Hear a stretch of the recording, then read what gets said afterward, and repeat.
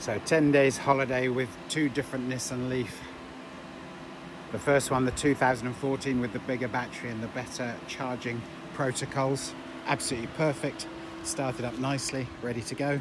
The 2012 with the smaller battery and the bad charging protocols, flat as a pancake. So I'm using the jump start pack that I made from an old module from a 40 kilowatt hour battery. That will put some power into the 12 volt here, and then very shortly I'll be able to start it up and or get it charged, and then all will be well, because it will charge for quite a while and that will recharge to 12 volt, whereas this one just happy to roll on. Two different lives, older Leaf, newer Leaf, better. So I've let the jump start pack sit connected to the car for a few minutes so that it transfers a bit of power into the old battery. At the same time, obviously a nice thick cable so it can keep on doing that as necessary.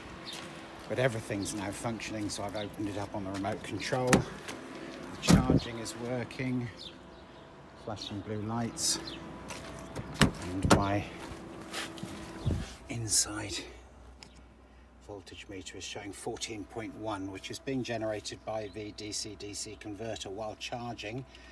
So that's going to recharge my jump start pack at the same time as recharging the battery on the Leaf, so all is good. With the flat battery now running nicely, but you can see that we've had some pretty warm weather while we've been away here, so 10 days away without using it at all, and we've got over 28 degrees in every single row of the battery. There's a temperature sensor. That's all good, it'll be fine. It'll cool down when we start driving. And obviously night times and stuff, I can park it in the shed while we're here, not something to do while we're away. Battery, which causes everything to switch off. The Leaf will store a whole load of fault codes which are generated by the system, either trying to get it going with a flat battery or just by it dying and things switching themselves off. So with LeafSpy here, we press the three lines in the top right hand corner, which gives us the pull down box for settings. We go into settings, and then we slide across the marker for service screen enable.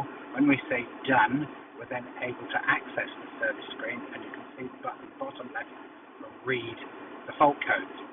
Top right for fault codes. Now, this had some fault codes from a previous vehicle I've been working on, but this is now looking at this flat 12 volt battery car, and you can see there's a load of fault codes in here.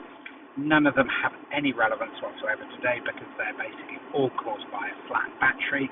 So if we go back to service menu, top right hand corner, and then clear DTCs, we get a drop down box with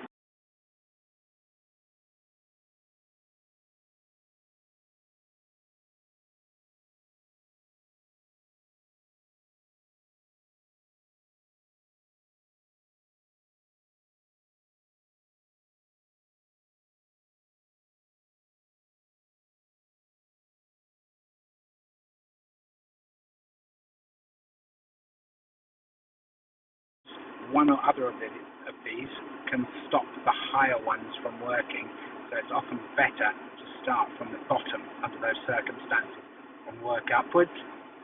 I'm going to try this the conventional way, so I'm going to start with just the sync, which we need to execute. That won't change any of the fault codes, but it will just make sure that the sync is fully up to date after the flat battery. So we do the same again and again and again until they're all gone. So back into the service menu.